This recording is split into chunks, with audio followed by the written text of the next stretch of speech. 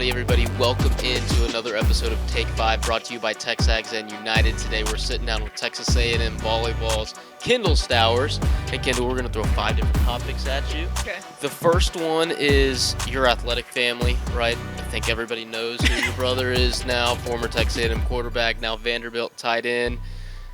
How much fun are you guys having watching each other succeed in your own sports? And also, what is that relationship between the two of you being able to lean on each other? Because it's so unique that, your brother's playing at a high level, his sister's playing at a high level. So cool. Yeah, it's crazy. Not even just me and my brother, but my dad played football, my mom played volleyball. So all 4 of us are always competitive and talking about stuff. I think my dad will get even competitive with me and Eli still, and he's like, oh, well, I was better at this or whatever. I'm like, okay, well, so all 4 of us, we're all really competitive. But, yeah, me and Eli definitely kind of go back and forth with that too, and I think it's awesome that we're both playing right now because this is his 5th year, so he wasn't even necessarily supposed to be playing this year, and went back and forth on if he wanted to stay or not last spring. And so it's definitely special for us to be able to watch each other, and we've each gotten to go to one of each other's games in person, which was crazy. We didn't think we'd get even that much. And so that's been super special. And then just watching behind the scenes, and I think both of our teams have also now kind of grown to root for each other. My whole volleyball team will be watching the Vandy game in the training room, or if we're traveling, we'll have it on my phone and everyone's watching. And I know that Eli lives with Diego and a couple of other football players, and so they'll all sit on the couch and watch my volleyball games. That's cool. So it's not even just us two, but I think kind of just the whole atmosphere around us, and A&M people all the time, even just on the street, will come up to me and still tell me that they're rooting for Eli. So it's really special. How cool was it to grow up in such an athletic and competitive household like that?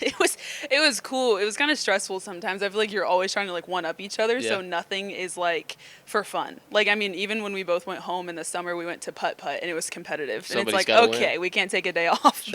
But no, it's definitely fun, and I think obviously it kind of put us both to where we are today of just having that competitive spirit on the court. But even outside of that, I think that neither of us can take a day off and just have a good time, to be honest. I think there's always a win or lose to it. So who's the more athletic Stower sibling?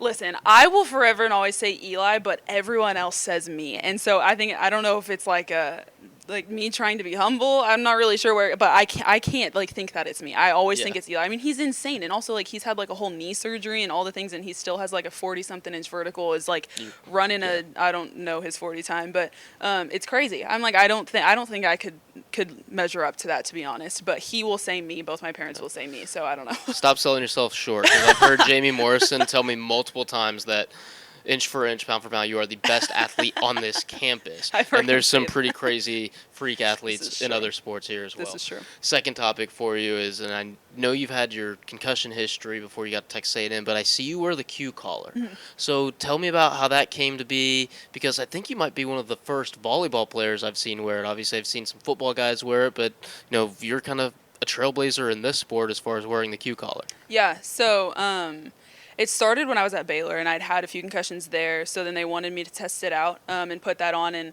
see how it felt. And also I think that there's also a level of the safety side of it, on the health side, with the doctors knowing that they're doing something, because with concussions there's only so much you can do to help prevent them, so knowing that there's something there to help it. So I'd had it on at Baylor and then got in the portal, obviously, and that was kind of one of the things that they wanted me to do, obviously coming off of a medical retirement. So so we kept going with it, and now, I don't even know it's there majority of the time. I think after games, I'll see pictures and videos, and I'm like, oh my gosh, I forget, that thing's on my neck half the time. So I've definitely gotten used to it. But I only remember one girl before me that had worn it, and it was this girl that played at Oklahoma. Okay. So I know that there was one before me. But I think I put it on this season, or in the spring, and since then I've had people reach out to me asking questions and stuff, and I've just seen more and more pop up. So I think it's an amazing thing, honestly, that you can have, because like you said, in volleyball there's really just not much you can do to prevent that. So it's definitely a special thing to have, and there definitely have been more people starting to pick it up. When they came to you, gave you the idea to wear the Q collar, is it something that you kind of dove into the science behind it, or is it something you're just I'll try anything because I want to get back there and compete? Both. I'm a very curious person. Mm-hmm. Everyone thinks it's really funny because, like, if I have a question and no one knows the answer to it, like, I literally will sit there for 20 minutes trying to figure it out. So, looking at the Q collar stuff, like, I definitely was researching that and seeing what it did. Also, so I could explain it to people, because a lot of times people will come up to me and ask, like, what does that do? What is it for? And if I just say it's for concussions, they're gonna be like, well, how does that make sense? Yeah. Like, they're like, is it for your neck support? I'm like, well, no. So, like, I looked it up so I also could, like, be able to explain it. But then also I think there was a part of me that was like, I will do anything. You should let me play volleyball again, because I'd been off for so long. So. What is that quick explanation that you came Yeah. up with for it? So I'm curious too. Yeah, I know. And you're the expert It's here. very fascinating. So basically, your jugular veins run obviously like right through your neck right there, and it puts like the perfect, like most precise amount of pressure on it. You have to like measure your neck to get the right size so that it's not too much, but also not enough. So it puts the perfect amount of pressure on your jugular veins to basically back up the blood flow, which increases the blood pressure around your brain, so in your skull cavity. So it's basically just providing a pillow between your brain and your skull, so that there's some cushion if you do get hit. See, we've all learned something, thanks, courtesy of Kyndal Stowers. Third topic is, you've kind of had a more unique path to Texas A&M, right? You knew what Texas A&M was when your brother came here, but how has this place compared to your expectations now that you're living the Texas A&M experience? I mean, it's exceeded it beyond measure. Like, when Eli was here, obviously I got to see the football side of it, and I mean, not really much of it. I feel like I got to go to games, but that was about it. And me and Eli are both pretty chill people, and so I think there was a lot to A&M that he probably didn't know about. I mean, there's a lot to A&M, period. Like, I don't think anyone can know everything. But, I think that I got to experience a lot of the football games and stuff like that. But I think that there's kind of this presupposition across probably every campus in the country where, like, the atmosphere at a football game is not the same at other sports. And so coming here, and before I even stepped foot on the court in Reed, I was watching some basketball games and baseball and softball and supporting them, and just seeing how, like, the 12th man showed up to every single event was so special and was something that I wasn't expecting, because I hadn't gone to another sporting event here when Eli was here. So, yeah, I mean, just that, like, had exceeded it beyond anything I could ever think of. But then also, I mean, the amount of people who still know Eli and are still rooting for him, like, the Aggie genes, just they never end. And I think that that's also so beautiful and special. And to think how, I mean, even once I, like, graduate, not anytime soon, I'm still here for 2.5 more years, but once I'm, like, done playing here, like, knowing how that will be for me as well, I think that that's so awesome. Well, once an Aggie, always an Aggie. Absolutely. It's a beautiful thing. Have you had a favorite experience or favorite part of being an Aggie thus far? Obviously, you said it. You've still got plenty of time left to be in College Station and here at this school. Yeah, I mean, obviously beating Texas, I think, was crazy. Easy so answer, for right? sure, top 3. Yeah, I think that one, I mean, probably right now has to top the charts. Sure. My next topic, I know you guys are still in season. You've got practice, you've got school, a lot of stuff going on. But when you do have some downtime, how are you spending the little free time that you get right now? Yeah. Me and then Sam Whitmarsh, I don't know if you know who that is. Yeah. We're both co-leaders of FCA. So I'm there a lot, working with, I mean, it's just more athletes, which I think is so awesome, though. I get to, like, talk with them and get to know more about their worlds, because yes, we are all on the same campus, but everyone has such different lives. So I'm doing a lot of that. We actually have another thing tonight for FCA, so that's a big thing.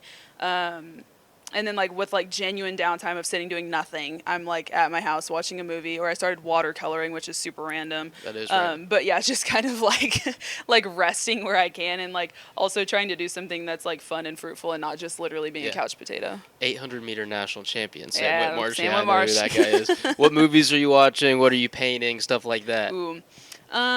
Recently I've been trying to find new good movies, but I'm struggling, to be completely honest, so any recommendations would be awesome. But yeah, I think I might actually go to the movies with Megan Fitch here soon to watch Regretting You, maybe is what it's called. Yeah, I think the movie just came out. Yeah, I think that we were wanting to see that, so I guess I'll update you guys on how that goes. Haven't seen it yet, but yeah, that. And then I just kind of scroll on, like, Netflix or Prime. Me and my family were, like, big movie people. Like, that was, like, our, like, bonding as a family, was to sit on the couch and find a new movie. So I've seen too many, to be completely honest. So I have to, like, keep trying to, like, search to find new ones. But Yeah, anything like that. And then watercolor, I got like a little booklet. It's like watercolor booklet. So Oh, all the cool. like little doodles are in there, and I just like fill them in. So right Nice. now it's like flowers that I'm doing. Nice, very nice. Do you have a favorite movie? Oh man, I hate know this it's so question. I've hard. seen so many. I love my favorites that I'll always pick. Not like necessarily the movie itself, but I think that they're just tied to like a good memory for me. Is Chasing Mavericks and Real Steel. Okay. They're Yeah. both really good. But those were like big like families that me and my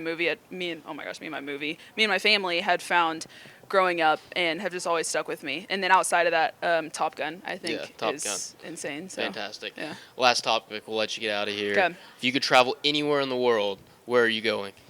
Man, gosh, too many things. I would love to go to like Indonesia, which is so random, but I've seen so many really cool like videos and pictures, and I think that it's so beautiful. And I think it's also just not like a basic answer. Like I mean, Yeah. I would say Greece, but everyone would say Greece. It's an answer I haven't heard before. There we go. Kyndal, thanks so much for taking time to sit with us and chat. It's been a lot of fun. Yeah. And of course, thanks to you guys for tuning into this episode of Take 5.